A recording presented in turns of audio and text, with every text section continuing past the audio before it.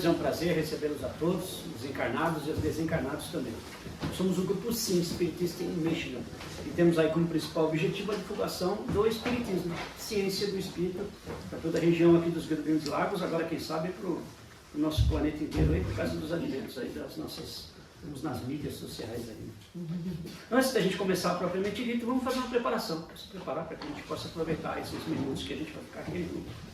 Vamos trazer na nossa consciência, tomando uma posição confortável na cadeira, trazendo a nossa consciência para dentro de nós mesmos, identificamos que nós somos mais do que esse corpo, nessa atitude de espírito que somos, vamos colocando a nossa vontade, para que nós possamos abrir os nossos ouvidos, os nossos corações, as nossas mentes, os nossos espíritos, para o que a gente vai ouvir, para o que a gente vai ser intuído, para as conclusões que nós vamos tirar, de forma que essas informações, na forma de energia, nos aumentem a nossa capacidade de evolução e nós possamos tornar os ambientes que nós vivemos melhor também. E todos que estejam à nossa volta possam também sentir essa melhora.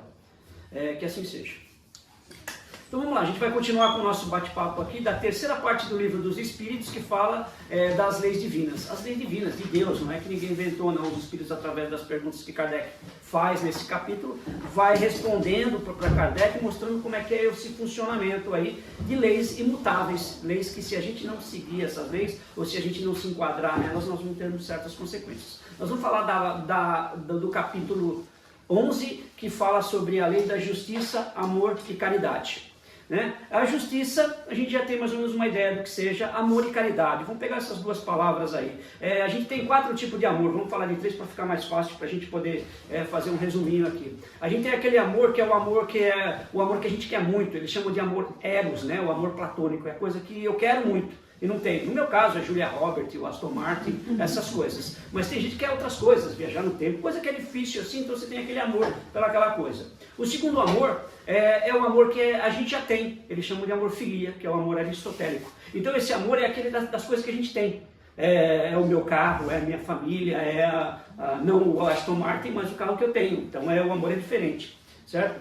E então a gente pode pegar desses dois amores o seguinte: o primeiro é o amor que eu tenho pelas coisas que eu não tenho, certo? O segundo é o amor que eu tenho pelas coisas que eu acho que eu tenho, porque eu não tenho nada.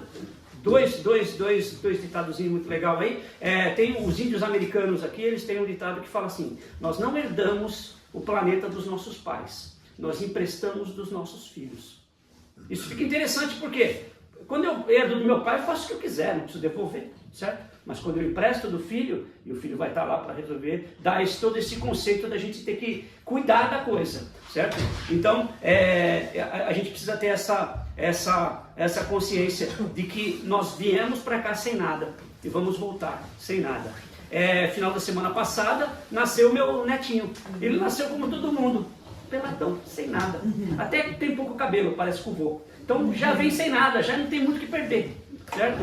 E quando ele desencarnar, não sei daqui quanto tempo, ele vai sem nada. E nesse final de semana também, eu ia falar assim, nós perdemos, mas é a condição de posse. Não, um tio da minha mulher desencarnou, e a mulher do meu amigo, bem nova, tinha uns 40 anos, também desencarnou essa semana aqui. E vou embora, um vai ser cremado, o outro porque foi encontrado só na segunda, ele morava sozinho, e ele deve ter morrido no domingo, então já encontraram ele já com o corpo dele já se desfazendo, porque ele não vai levar nada para o outro lado, entendeu? Então, essa segunda amor que a gente tem por uma coisa que a gente acha que tem. Então, para ver os amores que a gente tem é meio complicado, A gente tem amor por uma coisa que a gente não tem amor por uma coisa que a gente acha que tem. Então, esses dois amores são amor aí que a gente é um amor primário. Agora tem um amor que é o amor de Cristo, que ele chama do ágape, que é o amor-ação. Esse é o amor que Jesus fala, que a gente... Não que Jesus falou, mas que Jesus falou e os apóstolos escreveram o que ele falou. Que é o amor-ação, é o amor que você faz para alguém. E é sempre coisa boa isso, Ele vem com um conceito também que a gente fala do amor e caridade, São as 3 coisas que fala. Caridade foi uma tradução que foi feita numa das Bíblias aí, que eu acho que era King James, que ele fez uma das melhores traduções que tinha. Ele pegou naquele no Romanos 1, 13, que fala, fizeram até a música, se eu falasse a língua dos anjos, não sei o que lá, e ele fala do amor. Esse amor, essa tradução que ele fala com o amor, esse amor era caritas, e foi traduzido para caridade, que não tem a mesma coisa. Um é um amor mesmo que você tem pela pessoa e o outro é o amor que você faz. Então, se a gente pegar o amor, a caridade, caritas, o fazer bem para alguém, o próprio amor-ação de Jesus, que é o que a gente faz sempre, a gente vai ter que, esse capítulo 11 da terceira parte do Livro dos Espíritos, ele vai ser justiça e bondade, porque tudo que a gente faz é de bom. Caritas é bondade, o ágape é o que você faz para alguém de bom. Então nós vamos juntar, esse capítulo a gente vai falar de justiça e de bondade. E esse justiça e bondade, ele nos reverte, é muito interessante isso, porque você não pode ser justo sem ser bom. Eu gosto de fazer aquela brincadeira, né? O meu filho briga com alguém, eu pego o meu filho, eu sou justo com ele, e o do outro, você bateu no meu filho. Então a gente faz justiça para os outros e a gente faz a bondade para nós, porque a gente ainda não tem capacidade de entender a justiça.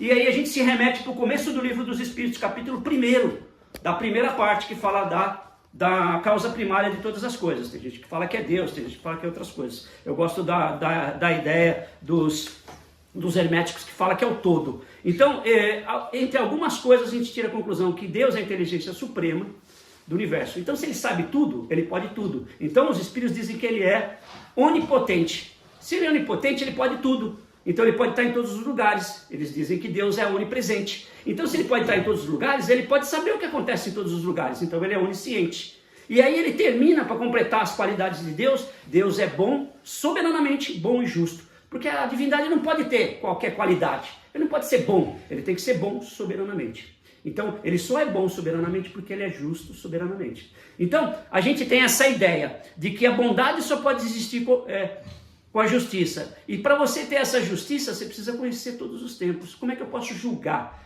fazer justiça para uma pessoa, se eu não consigo julgar essa pessoa? Eu não sei quantas vidas ela teve, eu não sei o que ela fez. Então, a nossa justiça, para o nosso nível, a gente que vive num planeta de prova e expiação, que está mais no começo da escala do que no fim, é sempre falha. Mas ela já melhorou bastante. Então a gente pensa assim, vamos pensar 2000 anos atrás, colocaram Jesus na cruz. E todo mundo foi lá assistir. O cara tá beleza. Até um tempo atrás, aí na Inquisição, vamos queimar a bruxa. Que era legal, todo mundo ia ver queimar a bruxa. Tipo assim, era coisa do final de semana. A gente vai ver o jogo dos nossos filhos, ele ia ver queimar a bruxa. Hoje a gente não queima a bruxa. Eu li um livro que falava sobre punição, julgamento e punição. E falava como foi essas punições durante as épocas. E há uns 300 ou 400 anos atrás, ele pegava o cara que fez alguma coisa errada, colocava numa praça, né, amarrava o culpado lá, podia ser homem ou mulher, eles usavam um alicate grande e arrancavam um pedaço da pessoa. Só que começava a sair sangue, eles pegavam uma daquelas coisas que eles faziam com alguma erva, tudo, e tampavam para não sair o sangue, para o cara continuar vivo e o sofrimento continuar. Quantos de nós aqui conseguiríamos ver um episódio desse? Eu acredito que nenhum, certo? Por quê? Porque a gente ia se comover. E aí os espíritos perguntam Kardec pergunta para os espíritos se essa justiça que a gente acha que existe, ela é inata em nós. E os espíritos dizem que sim, nós já viemos com ela. Tanto que toda vez que a gente vê uma injustiça, a gente fica mal, seja ela qual for. Né? Mas mesmo assim, essa injustiça que a gente vê é limitada à nossa evolução. E quanto mais a nossa evolução progride, a gente vai ter oportunidade de melhorar essa justiça. Então a nossa justiça melhorou bastante. Se a gente vê Estados Unidos, acho que são só 2 ou 3 estados que não mantêm a pena de morte. Né? E a gente sabe que aconteceram alguns casos que hoje eles provaram que as pessoas foram para a pena de morte e foi provado que elas eram inocentes. Parece que só um não foi, né? Dessa turma que foi. Então, e quantos dos outros que não conseguiram provar também e morreram? Então a nossa justiça é meia complicada, ela é limitada, né? Então ela existiu no passado de uma forma e ela vem evoluindo. E como é que os espíritos falam pra gente assim, como é que você pode ter certeza da justiça que você está fazendo? E aí os espíritos dão a ideia, que dizem que foi Jesus que falou, escrito nos evangelhos: faça aos outros o que você gostaria que fizesse para você. Vocês concordam? Sim. Alguém conhece Masos? Nunca ninguém ouviu falar de Masos? Vou dar uma ideia. No capítulo 1 do Livro dos Espíritos, no começo do Livro dos Espíritos, eles falam o seguinte: a pessoa como é que se diz quando você é complacente? vou usar complacente porque eu não lembro a palavra. Quando você concorda com determinada coisa. O espírita ou o espiritista é o cara que é complacente com o espiritismo. Ele gosta do espiritismo, ele aceita o espiritismo. O Masos, no caso, é masoquista. Alguém sabe o que é isso aí agora? Então lembraram quem que é Masos agora, né? Então tem gente que é discípulo de Masos. E ele gosta de sofrer. Ele gosta de tomar umas palmadas, umas chicotadas, uns negócios lá. E ele sente prazer com isso. Então é assim, vamos pensar que eu sou masoquista. E aí eu quero dar esse mesmo prazer para vocês. Eu tenho esse direito de ir lá e bater em vocês, para ver vocês sofrer, e eu achar que isso vai ser bom? Não. Então eu não estou querendo discordar de Kardec, muito menos dos espíritos que falaram para ele, muito menos de Jesus, que falou que a gente tem que fazer para os outros que a gente gostaria que fizesse para a gente. Então, eu não sei, eu tentei achar de outra forma para ver se eles fizeram a tradução errada, mas não era essa mesmo. Talvez a gente não fazer aos outros o que a gente não gostaria que fizesse para nós, fica até melhor, certo? Ou seja, fazer aos outros o que eles gostariam que nós fizéssemos a eles. Depende também, vamos supor, eu sou masoquista, e aí eu quero que você vá lá e me dá umas chicotadas, mas você não se sente bem com isso. Então fica complicado. Então mesmo esse conceito que ele trouxe para nós, para a gente poder apurar a nossa justiça, fica muito difícil da gente fazer. Então a gente tem que ter um bom senso, né? Um bom senso, a gente precisa ter ética. Quando a gente tem ética, e isso é normal, o país que tem maior ética, né? Porque a ética é o seguinte, é quando você coloca mais, você se foca mais na sociedade do que no indivíduo. Se eu vou fazer alguma coisa, eu vou fazer para a sociedade. Vem da época de Platão, de Sócrates lá, já é essa ideia de que a sociedade vale mais do que o indivíduo, porque o indivíduo não vive sem a sociedade, ele vive na sociedade, certo? Então, toda vez que a gente analisar essa justiça, para a gente fazer a justiça, a gente fazer a avaliação, a gente fazer o julgamento, a gente usar a ética, a gente vai ter mais sucesso. Não quer dizer que a gente vai ser certo, nós estamos evoluindo. Como eu disse, a justiça e a bondade só é possível na divindade, porque ela é temporal, ela sabe todas os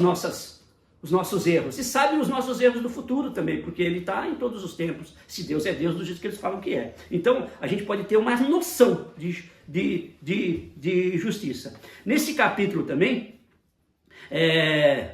ele fala como é que a gente poderia praticar a justiça na sua maior pureza. E ele nos traz como exemplo, e como sempre, Jesus. Jesus praticou a justiça na sua pureza. Eu gosto quando na realidade eu não gosto quando eles fazem esses parâmetros, né? Pega a pergunta 19, lá na 19, Santo Agostinho fala assim, quando você for dormir, você pensa assim, o que Jesus faria que eu não fiz hoje? Tudo, né?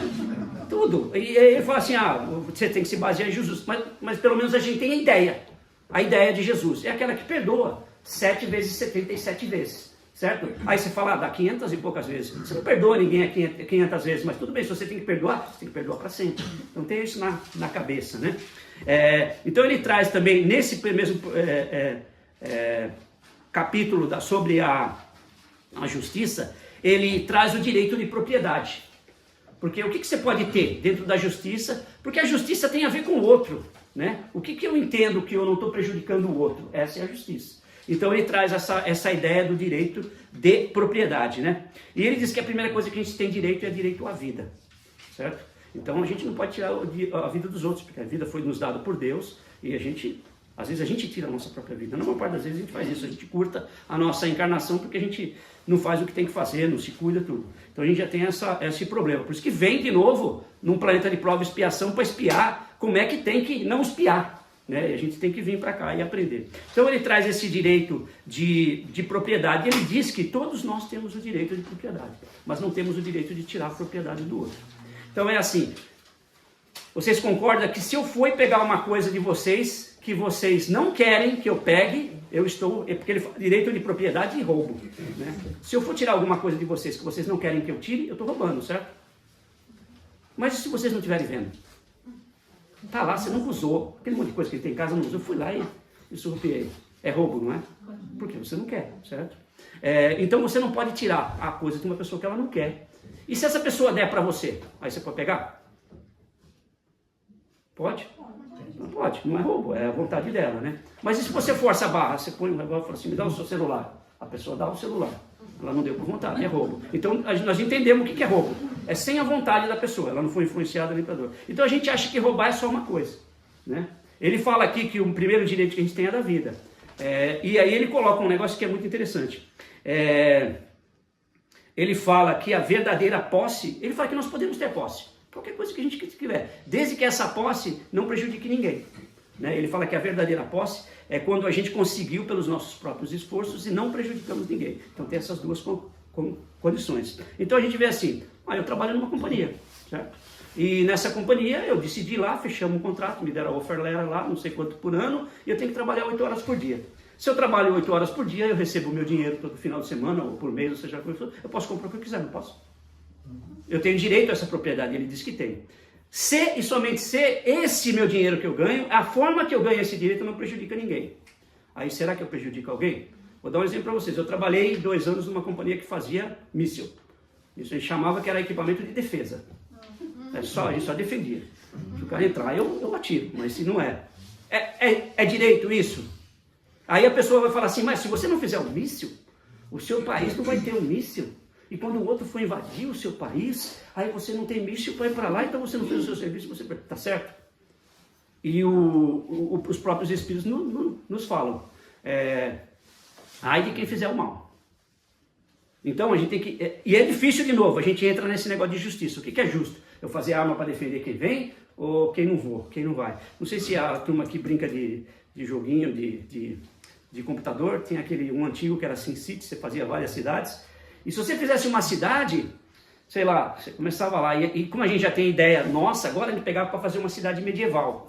Então a gente já fazia um aqueduto, a gente já fazia uma roda para gerar alguma coisa, para fazer uma moenda, daquela época. Só que é o seguinte, se você não fizesse um exército, o outro vinha, atacava, acabava tudo que você tinha. Então o próprio jogo já tinha essa tendência, não era uma inteligência artificial, né? E a gente sabe que hoje a inteligência artificial tem essa lógica de ser boa, porque ela também não sabe o que é bom, o que é ruim. Você falou para a inteligência artificial, ela vai fazer o que ela acha que é lá, então. Então, esse conceito da justiça, ela é bem tênue.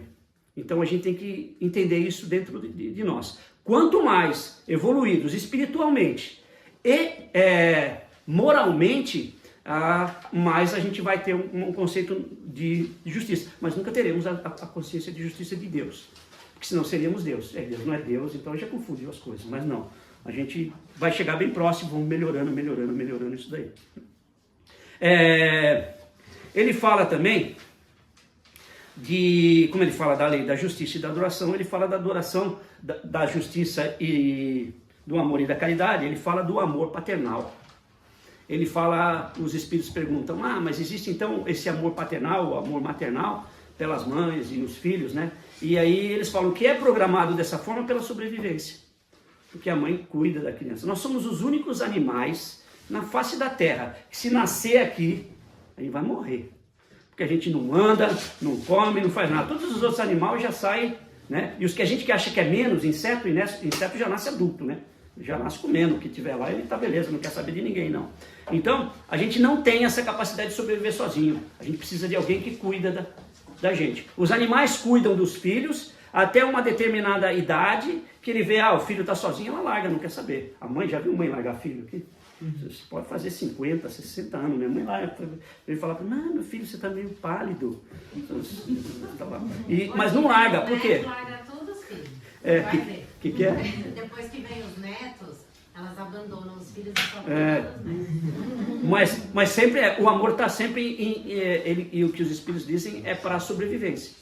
Né? Porque se largar os netos com as filhas, ela já falou lá, ela não sabe cuidar. Eu falei na sua netinha, ela não sabe, eu vou ter que ir lá, eu vou fazer o que lá? Não, ela não sabe. Vai, tudo bem. Mas passa essa ideia da sobrevivência e do gostar também, porque na maior parte das vezes eu já expliquei para vocês, nós estamos num mundo de prova e expiação. Então você veio para esse mundo aqui e ganhou na loteria, o que é? É prova ou expiação. Aí nasceu o nosso netinho, coisa mais linda, assim, olhinho azul, aquela camisa, você falou que beleza, o que é? Prova e expiação, entendeu? Eu vim com uma doença, o que é? É prova e expiação, o nosso planeta é de prova e expiação. Então, a gente tem que entender que para melhorar isso, a gente tem que aprender, tirar todas essas provas e expiações que a gente tem para a gente melhorar. E é entendendo as leis e essa ideia da justiça, como é que a gente faz a justiça. Então, é muito difícil, uma historinha muito legal, é assim, teve um caso de assassinato.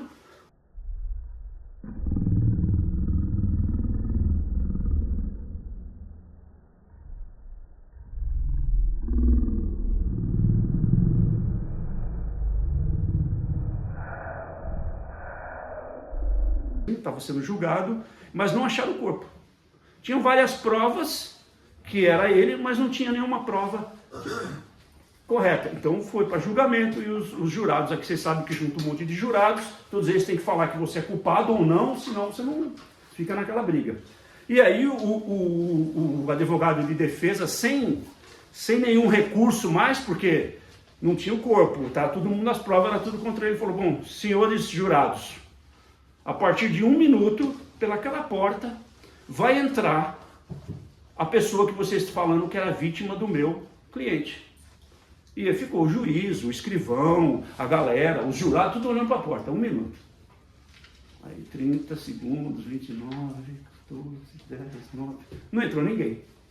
Não entrou ninguém. Aí o advogado, como última palavra, ele falou assim, todos vocês ficaram olhando para a porta por 1 minuto, certo? Por quê? Porque vocês não tinham certeza se o cara morreu. Se estava todo mundo olhando, como é que vocês podem acusar o meu cliente? Beleza? O advogado de acusação falou algumas coisinhas. Não, mas que ele matou, que não sei o que, não sei o que. O advogado foi perfeito, os jurados todos daquele jeito. Foram lá para dentro, voltou, o juiz o veredito tem. Olhou lá, qual que era o culpado. Aí, por quê? Aí o cara, mas por quê? Por quê? Por quê? Aí os jurados falaram assim, todo mundo olhou para a porta, menos ele, o acusado. Entendeu? Por quê? Porque ele sabia que não ia entrar. Agora, não ficamos com dó do cara? A gente não sabe o que aconteceu. Então a justiça para nós é assim, é o que a gente acha. É o que faz bem para a gente, é o que tem. E essa justiça também é aplicada ao que a gente adquire. A gente põe o mesmo valor da justiça pelas coisas que a gente está adquirindo. Eu fiz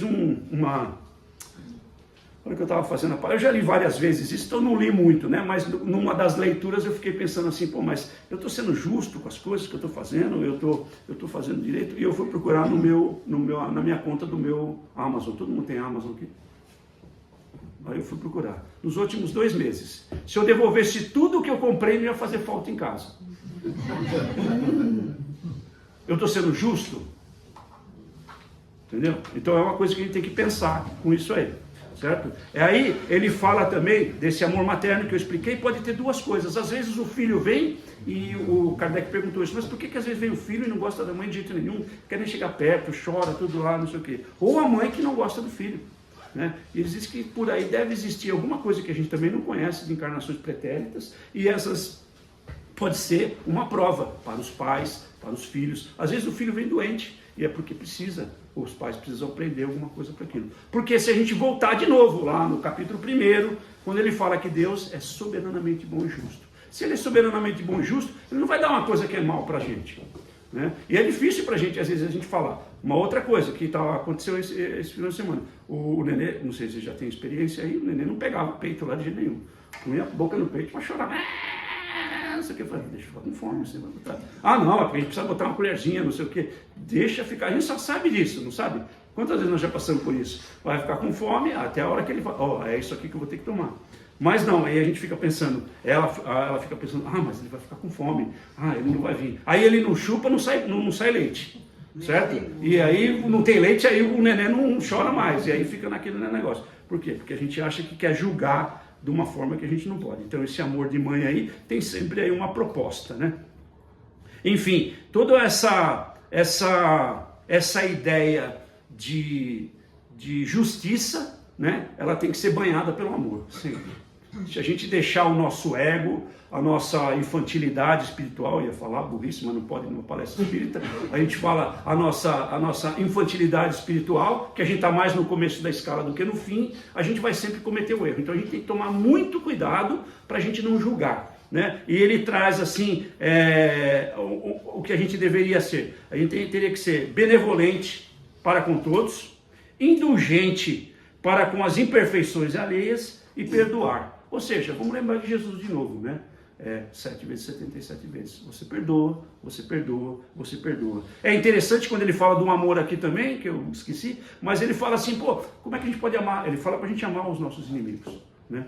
E aí a gente fala assim, pô, como é que eu posso amar o meu inimigo? Mas se a gente tiver esse conceito de amor, que é o amor que a gente faz para o outro, né? Eu não vou amar o inimigo do jeito que eu amo uma pessoa, o pessoal do grupo aqui, que eu gosto tanto deles.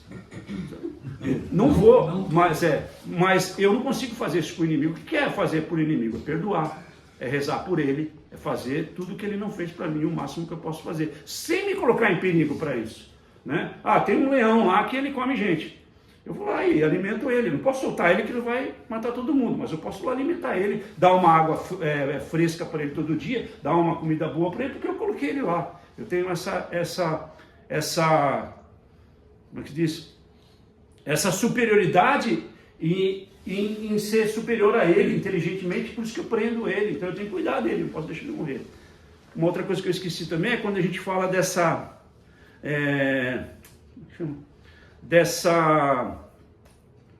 justiça nos cargos, né? Porque fala assim, porque a pessoa tem um cargo maior, ela tem privilégios, né? E não é assim que funciona. Todos somos iguais. Então, não importa se o cara é o CEO da companhia ou se o cara é o funcionário mais de menor responsabilidade que tem na companhia. Todos eles têm a mesma coisa. Apesar, e aí a gente vê, eles não recebem a mesma coisa, né? Aí você pega o cara que limpa, ele não tem bônus. Quer você não limpar o banheiro lá, como é que o CEO vai ir lá? Ele nem vai, porque, entendeu? Mas é a coisa, a gente não dá importância ao cargo das pessoas. E aí tem essas diferenças. Então essas diferenças vêm pela nossa infantilidade mesmo. Algumas pessoas acham que são melhores do que as outras. E tem essa também. E aí vem aí um conceito, aí eu lembrei.